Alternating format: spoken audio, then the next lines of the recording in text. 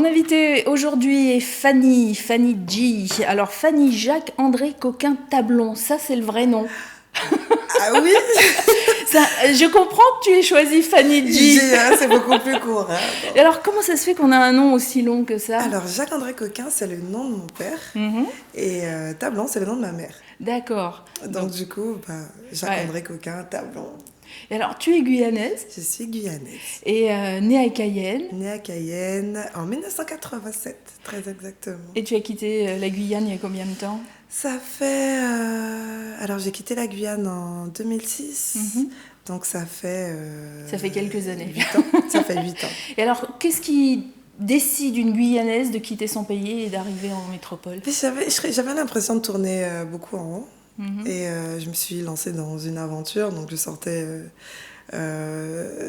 d'une première littérature. Je suis arrivée à Limoges pour faire de la comptabilité, du secrétariat, chose que je n'avais jamais fait auparavant. Et finalement... je suis plutôt contente d'être venue ici puisque ça m'a permis de faire un album. Oui, ça t'a ouvert des portes, en tout cas. Ça m'a ouvert des portes, oui et non. Enfin, c'est une connexion que j'avais déjà en Guyane qui a fait qu'on a réalisé mon premier album. Ça s'est concrétisé une fois que tu étais en métropole. Exactement. Hein. Alors, la musique, c'est une passion qui a démarré assez tôt. Oui. C'était assez tôt. Tu as un souvenir précis? J'ai beaucoup de souvenirs. J'ai surtout beaucoup de souvenirs de mes frères qui me disaient « Fanny, tais-toi, on en a marre !» Alors, on est 6 chez moi. Je chantais à tue-tête. Ma mère voulait toute la journée, en fait. Toute la journée. Donc, oui, très tôt, très tôt. Dès que tu as su parler, tu as chanté. Je crois. Ma mère me disait que je criais très fort quand j'étais petite, donc je pense que je m'exerçais. Déjà, tu faisais tes vocalises. Exactement, c'est ça, tu sais déjà. Alors, on te présente comme une artiste de zouk et de R&B contemporain. Pourtant, en Guyane, c'est pas tellement le style musical, j'aurais envie de dire. Si. Oui, en fait, on va dire qu'en Guyane, on écoute vraiment quand même un petit peu plus de zouk, de reggae, de dancehall. On est un peu très roots dans ce qu'on écoute. Est-ce qu'il y a une musique traditionnelle que les jeunes écoutent? Ah oui, la musique traditionnelle qui revient vraiment en force, c'est le Kaseko. Alors le Kaseko, le folklore guyanais reprend de la force et vie à travers la nouvelle génération qui va dans les soirées justement de folklore. Et toi, c'était pas trop ton... À l'époque, non. En fait, non, je vais pas mentir, c'est vrai. À l'époque, non, mais j'ai appris en fait à aimer cette musique en arrivant ici. C'est bizarre, hein. Mais moi, c'est pareil. Hein. La musique tahitienne, je l'aimais pas plus jeune, et puis plus on avance en âge, et quand effectivement on quitte le pays, on se dit « Oh, mais c'est bien quand même. » C'est bien, on trouve d'un seul coup que notre culture est vraiment riche. Donc toi, tu la partages aussi un petit peu à travers tes prestations ou pas du tout? Alors, pas du tout. Tu mets pas en avant le fait de venir de Guyane? Si, quand même. Si, bien sûr. Si, ça je le dis, mais je ne fais pas encore de musique traditionnelle. Hein. Non, on reste dans le R&B contemporain et le zouk. C'est ça. Tu as fait un concours de chant, enfin plusieurs concours de chant, tu as démarré ça en 2000. Qu'est-ce qui c'est tes parents, c'est ta mère qui t'a dit, bon, au lieu de crier à la maison, allez, va faire les concours, ou toi toute seule? C'est tout l'inverse. Ouais. C'est vraiment tout l'inverse. En fait, elle n'aimait pas du tout la musique, et la première fois que je me suis inscrite à un concours de chant, je l'ai fait en secret. Enfin, je crois que les deux Comme fois... les jeunes filles qui s'inscrivent dans les élections de Miss, elles le font en secret. Ah oui, non, mais c'était vraiment ça. Et toi, c'était ça. le concours de chant. C'était vraiment ça. Je suis allée avec mon frère, avec mon petit vélo, je me rappelle, aux Zéphyrs de Cayenne, pour aller faire le Révélation Podium. C'était un concours qui se passait tous les jeudis dans une des salles de concert de Cayenne. Et à la fin, j'ai gagné ce concours. Ma mère a décidé de venir me voir le jour de la finale quand même, hein, avant... Oui, elle était quand même fière. Voilà. Peut-être que si tu n'avais pas gagné, tu te serais fait gronder. Ah, c'est sûr. Ouais. Non, ça, c'est plus que ça, ramasser une raclée peut-être, je sais pas. Ah oui, je pense. Mais donc elle était tellement contente que bon, finalement j'ai échappé à la volée. Donc du coup j'ai recommencé l'année suivante, j'en ai fait un deuxième. Que tu as regagné? Que j'ai regagné. Ah, c'est extraordinaire. Alors vraiment ça, alors pourquoi avoir choisi comptabilité pour venir ici? Il fallait choisir directement chant. Mais oui, mais en même temps... il fallait assurer, rassurer les parents aussi. Et puis c'est surtout aussi que bon, c'était bien de se confronter à mes camarades de la Guyane, mais on a peut-être moins d'assurance lorsqu'on arrive sur le territoire français. Donc je me suis dit, vas-y, fais tes études et puis on verra. Et on est venu me chercher la preuve. Donc tu as quand même terminé tes études ? Non. Pardon maman, non. Mais non. Bon, c'est pas grave. En tout cas, la musique, tu aimes ça. En 2007, tu sors ton premier album, ça s'appelle Vous les hommes.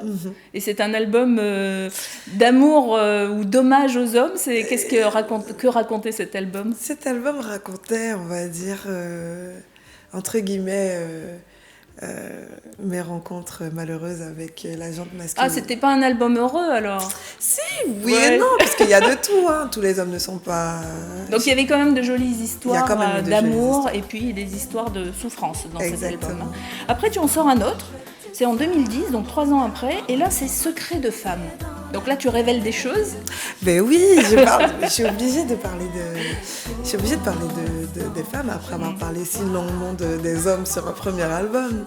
Donc le but de ce deuxième album, c'était vraiment de montrer les femmes sous toutes leurs facettes. Donc la femme, la maman, la working girl, la fleur bleue, la fille désabusée, celle qui trahit aussi. Voilà. Un peu tout. Alors, ça veut dire que le 3e album, ce sont les enfants ? Ah non, pas du tout. Non. Ça y est, on a fini. Pas du tout. On a fini avec ça. Le 3e album s'appelle Mes vérités et je parle essentiellement de moi sur cet album.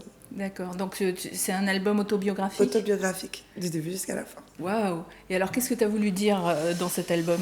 J'ai voulu parler de moi parce que je me suis rendu compte qu'au bout de 2 albums, mes fans ou les personnes qui écoutent mes chansons avaient l'impression que je parlais tout le temps en fait de moi. Et ça laissait place à quelques amalgames. Et donc, du coup, je me suis dit, histoire de mettre les pieds dans le plat et puis de mettre tout sur les tapis. Allons-y. Puisque les gens disent que je parle de moi, là, je vais vraiment parler de moi. Exactement. Et alors, il y a un truc, tu as un surnom, on t'appelle la diva du zouk. C'est vrai, ça ? Ouais. Et alors, la première fois que tu entends ça, ça te fait... Ça fait pas trop plaisir. C'est vrai ? Non. Parce que ça dépend du sens qu'on lui donne. Hein. Oui, parce qu'il y a la diva qui fait des caprices, il y a la diva avec la belle voix. Voilà. Donc, si c'est juste la voix, tu prends. Je prends, merci beaucoup. Si c'est les caprices, bon, un peu moins. Voilà. Parce que t'es pas capricieuse, t'es pas une star capricieuse. Non. Parce que je dis star, c'est pas un hasard, parce que tu remplis quand même une salle, tu remplis le Zénith, ça c'était en 2010. Oui. Et alors ça doit être un sentiment extraordinaire. C'est un sentiment extraordinaire. Surtout que tu étais toute seule sur ce concert. Hein. C'est pas un autre nom qui fait venir le public, c'est vraiment Fanny G. Exactement. C'était une consécration, je pense. Hein, donc c'est quoi ? C'est le coach l'attaché de presse qui t'appelle et qui te dit ça y est, le Zénith est plein ? Non, c'est moi qui demande à faire c'est le toi Zénith. Qui demande. C'est moi qui demande à faire le Zénith. Parce que on a tendance aussi à oublier que sur le bassin parisien, on est nombreux à écouter du zouk. Et à cette époque-là, en plus, mon premier album avait eu un grand succès. Mon deuxième album était très attendu. Donc je me suis dit, pourquoi pas ? On compte un peu 7000 personnes à peu près dans un zénith. C'est un challenge. Hein. Pourquoi pas le faire ? Et ça a marché. Moi, je crois au monsieur qui est en haut. Donc je crois aussi qu'il a beaucoup agi. Oui. I know it's you, les Américains disent ça, I know it's you. Donc merci au grand barbu, ou on l'appelle comme on veut, voilà, au papa du ciel. Un troisième album. Un troisième petit bébé qui arrive après que j'ai décidé de monter mon propre label qui s'appelle Union Music Members, où on a sorti l'album de Warren qui est celui qui a composé mes 2 précédents albums et le 3e aussi. Donc, mais toi tu composes aussi, tu écris. J'écris aussi, oui. Tu ne fais pas qu'être chanteuse. Non, pas qu'être. Voilà. Donc Fanny G est une Guyanaise française, hein, parce qu'on oublie parfois que la Guyane c'est la France, mais la Guyane c'est la France aussi, c'est comme Tahiti, la Nouvelle-Calédonie, la Guadeloupe ou la Martinique. Donc chanteuse, auteure et plein de succès, hein, déjà, ça augure que du bon pour l'avenir, en tout cas c'est tout ce qu'on te souhaite. Voilà. Merci. Et on va regarder, parce que depuis tout à l'heure on voit des images derrière toi. Dis-nous un mot quand même sur le clip que l'on va voir. Alors c'est mon dernier single, celui qui annonce la sortie de mon album le 10 novembre, et le morceau s'appelle Dis-le-moi. Donc c'est un titre qu'on a tourné pas trop loin de Paris. Et j'en suis plutôt satisfaite. Alors on regarde ça et puis merci mille fois Fanny G d'être venue sur OM5.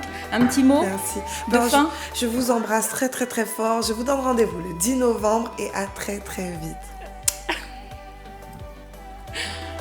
Et nous on regarde le clip bien sûr.